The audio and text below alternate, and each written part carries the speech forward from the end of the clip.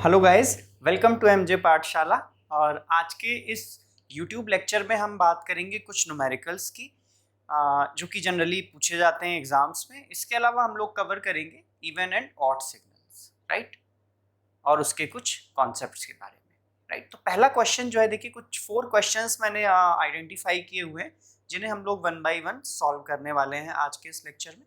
तो ध्यान से सुनिए और कॉन्सेप्ट्स को रिवाइज करने की कोशिश कीजिए मेरे साथ स्टेप बाय स्टेप। तो let us start. So the first question is x of t is equal to rt minus 2rt plus 1, right. तो देखिए जैसे ही ये क्वेश्चन आया तो फर्स्ट ऑफ ऑल आपके दिमाग में क्या आना चाहिए, that is we have to draw this kind of signal by using the waveforms of rt and minus 2rt plus 2, right। तो देखो इसको सॉल्व करने के लिए जो बेसिक टेक्निक है वो ये है कि फर्स्ट ऑफ ऑल rt को ड्रॉ करें, देन हम उसका शिफ्टेड वर्जन अपने फॉर्मूला अपने कॉन्सेप्ट्स को लगा के ड्रॉ करें, फिर हम उनको सब्ट्रैक्ट करेंगे, then we will get our final result, right. तो आइए स्टार्ट करते हैं इसको। तो देखो very first r of t को अगर हम ड्रॉ करें तो r of t is drawn as like this, right? Why? Because r of t is defined as t for t greater than 0 and 0 for less than 0, right? तो अगर t की value greater than 0 है तो उस case में ये linearly very करता है और t लेस देन 0 के लिए इसकी वैल्यू 0 हो जाती है, राइट। तो देखो अब क्योंकि ये लीनियर है और इसका स्लोप कितना है, इसका स्लोप है 1, दैट मीन्स कि चेंज इन y एक्सिस और चेंज इन x एक्सिस की अगर हम बात करें तो वो कितना आना चाहिए, सिंगल यूनिट का चेंज होना चाहिए। तो जितना चेंज x यूनिट पे हो उतना ही y यूनिट पे चेंज हो। दैट मीन्स अगर ये 1 है, this is 2, this is 3, this is 4 and so on. Similarly this is 1, this is 2, this is 3 and so on. देखो क्या होगा उस केस में, अगर 1 की वैल्यू को बात करें तो वो वैल्यू क्या होनी चाहिए, 1 होनी चाहिए, राइट। सिमिलरली अगर हम 2 पे बात करें तो वो वैल्यू क्या होनी चाहिए, इस पॉइंट पे 2 होनी चाहिए, राइट। सिमिलरली इस वैल्यू की बात करें 3 पे तो that should be 3 and so on, right. अब देखो हमको अब सेकंड पार्ट क्या है, हमको ड्रॉ करना है, that is r of t minus 1, right. तो देखो कॉन्सेप्ट को रिकॉल करो कि जब भी -1 आएगा that means signal will shift towards right hand side, right. तो देखो अगर राइट हैंड साइड शिफ्ट होगा तो उस केस में कितने यूनिट से शिफ्ट होगा, 1 यूनिट से। Same signal will get shifted towards right. क्या कह रहा हूं मैं कि सेम सिग्नल जो है वो किधर शिफ्ट हो जाएगा, राइट साइड में 1 यूनिट से। दैट मीन्स इसी लाइन के एक पैरेलल लाइन खींचनी है जो कि 1 से स्टार्ट होगी ना कि 0 से, करेक्ट।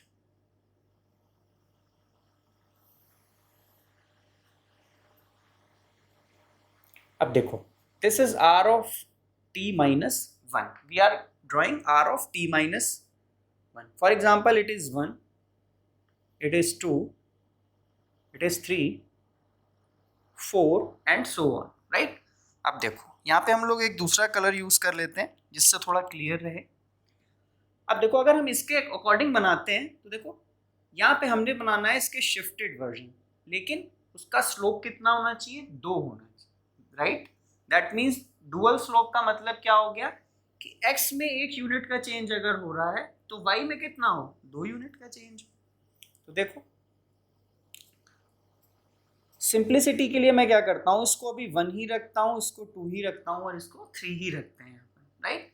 देखो अब हमने अगर ड्रॉ किया शिफ्टेड वर्जन, ठीक है, कुछ इस तरीके से ड्रॉ किया।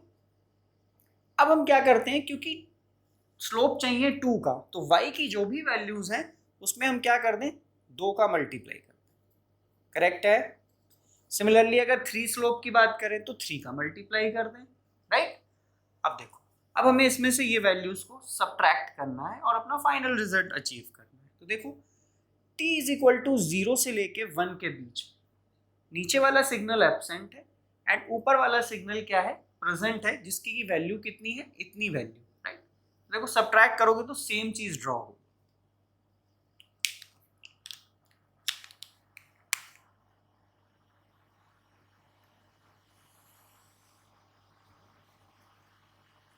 अब यहां हम लोग ड्रॉ कर रहे हैं अपने x ऑफ t को, राइट।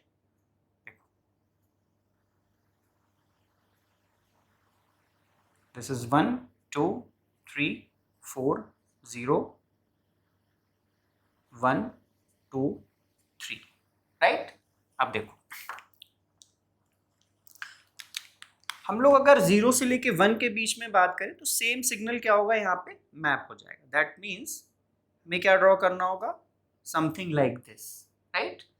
अब देखो t इज इक्वल टू 1 पे जो इसकी वैल्यू है वो क्या है, 0 है, और t इक्वल टू 1 पे इसकी वैल्यू क्या है, वो है 1, राइट। तो देखो at t is equal to 1 ऊपर वाले की वैल्यू क्या हो गई 1 और नीचे की वैल्यू क्या है गाइस, 0, राइट। दैट मीन्स इसकी वैल्यू क्या आ गई, 1 आ गई, जो कि हमें अचीव हो रहा है कि t इज इक्वल टू 1 पे वैल्यू क्या है, 1। आइए अब एक पॉइंट आगे बढ़ते हैं। तो अगर हम लोग बात करें t इज इक्वल टू 2 पे, राइट, देखो t इज इक्वल टू 2 पे वैल्यू यहाँ पे ये है और ये वैल्यू यहाँ पे, राइट। देखो at t is equal to 2, अब हम लोग क्या करते हैं, देखो ऊपर वाले सिग्नल में t इज इक्वल टू 2 पे वैल्यू क्या है, 2 है, राइट, माइनस नीचे वाले सिग्नल में 2 पे वैल्यू क्या है, this value, that is 2, right. तो 2 माइनस 2 कितना हो गया, 0। दैट मीन्स कि t इक्वल टू 2 पे हमें वैल्यू क्या होगी, 0 है। दैट मीन्स इस पॉइंट को हम कैसे मिला दें, इस तरह से, करेक्ट। अब देखो similarly at t is equal to 3 अगर हम x ऑफ t की बात करें तो क्या हो जाएगा, देखो बताओ मुझे थोड़ा सा सोच के। सिमिलरली देखो t इज इक्वल टू 3 पे इसकी वैल्यू क्या हो जाएगी, 2 2 ज़ा 4, right, and t equal to 3 पे इसकी वैल्यू 3, राइट। तो x ऑफ t क्या हो जाएगा, 3 माइनस 4, दैट मीन्स -1, राइट। अब देखो -1 कहीं नीचे होगा तो t इज इक्वल टू 3 पे हमें वैल्यू क्या मिली है, -1। तो देखो इसको ऐसा एक्सटेंड कर दो, राइट, और देखो similarly we will get this signal like, right. तो चलो स्टार्ट करते हैं अपना सेकंड क्वेश्चन, राइट। तो देखो सेकंड क्वेश्चन में हमें क्या दिया हुआ है, सेकंड क्वेश्चन में हम लोग को एक वेव फॉर्म गिवन है, राइट। तो वो वेव फॉर्म कहाँ से कहाँ तक है, -2 से लेके 1 तक, फिर -1 से लेके +1, देन +1 से लेके +2 तक, करेक्ट। तो देखो हम इसको अगर इस तरीके से एक्सटेंड कर लें, सिमिलरली ये जो है इसको हम डाउनवर्ड एक्सटेंड कर दें, राइट। इस टाइप के क्वेश्चंस में हमें ये पहचानना बहुत ज़रूरी है कि ये किस टाइप का सिग्नल यहाँ पे गिवन है और क्या मॉडिफिकेशन हो रही है, करेक्ट। तो देखो ये कैसा सिग्नल है, ये एक रैंप सिग्नल है मेरा, और रैंप सिग्नल कहाँ से शुरू हो रहा है, क्योंकि रैंप सिग्नल में हमेशा दो बातें होती हैं यार। उसका देखो क्या होता है, एक तो उसका होता है कि वो स्टार्ट कहाँ से हो रहा है, करेक्ट, और सेकेंड थिंग इज़ दैट कि उसका स्लोप क्या है, राइट। तो देखो स्लोप पहले चेक कर लेते हैं यहाँ पे। देखो स्लोप क्या होता है, slope is change in y axis upon change in x axis, समझ आ रही है बात।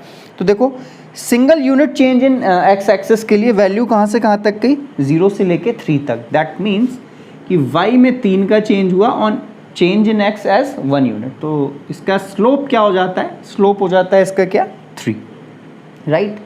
और देखो स्टार्ट कहाँ से हो रहा है, -2 से। तो देखो अगर ये सिग्नल कुछ इस तरीके से होता और ख़त्म हो जाता तो हम इसको क्या लिख सकते थे, अपन इसको ऐसे लिख सकते थे। जब मैंने शिफ्टिंग वाला पार्ट पढ़ाया था तो बताया था कि जब भी कोई signal x of t plus alpha होता है तो उस केस में क्या करते हैं, जो प्लस वाली चीज़ है मेरी, ठीक, वो सिग्नल किधर शिफ्ट करके जाती है, माइनस साइड में। कितनी यूनिट से, अल्फ़ा यूनिट से। तो अब देखो यहाँ पे -2 से स्टार्ट हो रहा है मेरा रैंप सिग्नल, दैट मीन्स कि ये क्या सिग्नल होगा, r of t plus, correct. तो देखो इसको क्या लिख सकते हो, r of t plus 2, slope कितना है इसका, 3, करेक्ट। अब देखो एट t इक्वल टू -1 कुछ ऐसा हुआ कि इसके स्लोप में कुछ चेंज हुआ और ये एक हॉरिजॉन्टल सिग्नल बन गया, राइट। तो देखो इसको ऐसे समझ सकते हो, यहाँ पे सपोज करो एक सिग्नल यहाँ पे था, मेरा रैंप सिग्नल है, क्लियर, ये 1 2 0, राइट। अब देखो एक और रैंप सिग्नल मुझे मिला और वो सपोज करो मैंने +1 से स्टार्ट किया, राइट। तो देखो इसकी वैल्यू यहाँ पे 1 है क्योंकि ये यूनिट स्लोप का रैंप सिग्नल है, करेक्ट। अब देखो अगर हम इन दोनों को सब्ट्रैक्ट कर दें तो देखो यहाँ पे एक चीज़ समझने वाली है कि जब ये राइट साइड में शिफ्ट हुआ है दैट मीन्स कि यहाँ पे अल्फ़ा कैसा हो गया होगा, निगेटिव, राइट। तो यहाँ पे इसे क्या लिख सकते हो, r of t minus one, right. तो देखो अब इन दोनों को सब्ट्रैक्ट करते हैं हम लोग। तो देखो जब सब्ट्रैक्ट करोगे तो इस ड्यूरेशन में नीचे वाला सिग्नल ज़ीरो है बट ऊपर सिग्नल है। देखो उसको कैसे बना सकते हैं, वो सिग्नल एज इट इज़ आ जाएगा, राइट। अब देखो इसके बाद क्या होगा, यहाँ पे इसके बाद वैल्यूज़ आना शुरू हो जाएंगी, राइट। तो देखो यहाँ पे सपोज करो 2 है तो यहाँ ये वैल्यू क्या हो जाएगी, ये 1 हो जाएगी क्योंकि शिफ्टेड वर्जन है। शिफ्टेड वर्जन में क्या होता है कि सिग्नल को जब तुम शिफ्ट करोगे यही वाली चीज़ तुमने कैसे बना रखी है, ऐसे बना रखी है, दैट मीन्स 2 पे भी वैल्यू क्या रही होगी, 1 रही होगी, क्लियर। तो देखो अब देखो यहाँ पे 2 पे वैल्यू क्या होगी, 2 होगी, क्लियर। तो देखो t इक्वल टू 2 पे चेक करते हैं, यहाँ पे वैल्यू 2 है और यहाँ पे t इक्वल टू 2 पे वैल्यू क्या है, वो 1 है। 2 माइनस 1 1 हो गया। दैट मीन्स कि t इक्वल टू 1 से लेके 2 के बीच में वैल्यू कैसी है, 1 है एंड सो ऑन। तो क्या समझ आया कि जब भी किसी रैंप सिग्नल में उसका शिफ्टेड वर्जन ऑफ रैंप को सब्ट्रैक्ट करते हैं तो जितने यूनिट का शिफ्ट होता है उसके उतनी यूनिट को छोड़ने के बाद सिग्नल कैसा हो जाता है, हॉरिजॉन्टल हो जाता है। दैट मीन्स कि उसका स्लोप में कितना चेंज हो गया, स्लोप में निगेटिव चेंज हो गया, करेक्ट। तो देखो अब ये सिग्नल इसके बाद यहाँ पे हॉरिजॉन्टल हो रहा है। तो क्या समझ आया कि t इक्वल टू -1 पे सेम स्लोप का निगेटिव सिग्नल आ रहा है, या ये कह सकते हैं कि निगेटिव स्लोप का सिग्नल यहाँ पे एड अप हुआ, क्लियर। तो देखो क्या लिख सकते हो यहाँ पे, -3r। अब देखो कहाँ से शुरू हुआ है, t इक्वल टू -1 पे, तो इसको क्या लिख सकते हो, r of t plus 1, clear है। देखो अब यहाँ पे ये हो गया हॉरिजॉन्टल, चला जा रहा है चला जा रहा है, but at t equal to +1 क्या हुआ कि ये स्लोप में और डिक्रीमेंट हुआ, राइट। तो देखो यहाँ पे ये और डाउन हुआ, और डाउन होने का मतलब क्या आता है कि t इक्वल टू 1 पे निगेटिव स्लोप का एक और सिग्नल ऐड हुआ, 3r of t minus 1, right. अब देखो माइनस क्यों आया यहाँ पे माइनस इसलिए आया क्योंकि हम t इक्वल टू +1 की बात कर रहे हैं, करेक्ट है। और जब भी t इक्वल टू +1 होगा तो वहाँ पे क्या हो जाएगा, यहाँ पे माइनस आएगा, क्लियर। अब देखो अब ये सिग्नल अगर ऐसे करके चलता चला जा रहा होता तो क्वेश्चन यहाँ पे इतने पे एंड हो जाता। तो 90% स्टूडेंट्स क्या मिस्टेक करते हैं, वो इस पार्ट को कंसिडर करना भूल जाते हैं और हमें एग्ज़ाम में सबसे पहले जो ऑप्शन मिलता है वो रॉन्ग होता है और वही हमारा यहाँ पे मैच कर जाता है। तो हम आगे अपना दिमाग ही यूज़ नहीं करते, राइट। तो हमें क्वेश्चन को बड़ा ही शार्पली देखना होगा कि वो हमसे पूछ क्या रहा है, ठीक है। तो अब देखो इसके बाद क्या हुआ, यहाँ पे t इक्वल टू 2 पे कुछ ऐसा हुआ कि सिग्नल वापस से प्लस स्लोप के साथ हॉरिजॉन्टल हो गया। दैट मीन्स कि अब जब ये सिग्नल यहाँ से अपवर्ड जा रहा है, दैट मीन्स स्लोप में पॉजिटिव चेंज हो रहा है, तो यहाँ पे सेम स्लोप का एक पॉजिटिव सिग्नल ऐड हो गया, राइट। तो देखो तुम यहाँ पे इसको क्या लिख सकते हो, +3 times r of t minus 2, right. So this is the final answer for this question, correct. तो अगर आपकी कोई क्वेरीज है क्वेश्चंस के रिगार्डिंग तो आप लोग कमेंट बॉक्स में लिख सकते हैं, I will definitely answer those queries. Next question is x of t is given like this, we have to tell that what is the expression for xt, right। तो देखो ये भी रैम्प से related है। अभी तक इतने न्यूमेरिकल लगाने के बाद हम लोगों को ये समझ आता है कि ये कुछ रैम्प रिलेटेड सिग्नल, राइट। तो देखो ये t इक्वल टू 0 है, ठीक। ये सिग्नल अगर हम कुछ मान लें इस तरीके से अपवर्ड जा रहा था, राइट। तो देखो इस पर्टिकुलर सेक्शन का स्लोप कितना हो जाएगा, देखो change in y axis divided by change in x axis, तो कितना स्लोप हो गया, 1 का स्लोप हो गया, ठीक। तो यहाँ पे पहला टर्म जो आएगा वो क्या आ जाएगा, r ऑफ t, करेक्ट। अब देखो t इक्वल टू 1 पे क्या हुआ कि ये नीचे आ गया। अब हमने ये देखा कि जब सेम स्लोप का सिग्नल निगेटिव होता है या सब्ट्रैक्ट होता है तो उस केस में हम क्या कहते हैं, वो हॉरिजॉन्टल हो जाता है, करेक्ट। तो अगर एक सिंगल उसका आता तो उस केस में क्या होता, ये सिर्फ हॉरिजॉन्टल हो जाता, करेक्ट। अब लेकिन क्या हुआ, ये फर्दर मोर नीचे की तरफ आया, क्लियर। तो देखो इस पूरे सेक्शन के अगर हम स्लोप की बात करें तो इस पूरे सेक्शन का स्लोप कितना हो जाएगा, देखो यहाँ से लेके यहाँ तक की अगर हम लोग बात करें तो देखो यहाँ पे कितनी यूनिट का चेंज है, first unit and second unit, right. और देखो वैल्यूज़ में कितना चेंज हो रहा है, वैल्यूज़ में देखो 0 से लेके +1, 0 से लेके -1, दैट मीन्स कि +1 से वैल्यू कहाँ चली गई, -1 पे, दैट मीन्स 2 का स्लोप हो रहा है, क्लियर है। और वो 2 कैसा है, निगेटिव का 2 है, correct. That's why next term जो होगा वो क्या हो जाएगा, -2, और कहाँ से स्टार्ट हुआ, at this point r of t -1, right. अब देखो ये अगर सिग्नल इस तरीके से जा रहा होता तो चीज़ यहाँ पे फिनिश हो जाती, क्लियर। अब देखो वापस से क्या हुआ, t = 3 पे कुछ ऐसा हुआ कि सिग्नल वापस से उसने अपना स्लोप चेंज किया और फिर वो अपवर्ड साइड में आके 4 पे एंड हो जाता है, क्लियर। तो देखो इस एक यूनिट चेंज के लिए यहाँ पे कितना चेंज हुआ, एक ही यूनिट का चेंज हुआ, राइट। तो देखो अब हम अगर इस t = 3 पॉइंट की बात करें तो यहाँ पे हमें नेक्स्ट टर्म क्या मिलना चाहिए, दैट शुड बी पॉजिटिव। क्यों, क्योंकि निगेटिव से स्लोप कैसा जा रहा है मेरा, पॉजिटिव साइड में जा रहा है, क्लियर। तो यहाँ पे सेम स्लोप ऐड हो जाएगा 2r ऑफ t -3, राइट।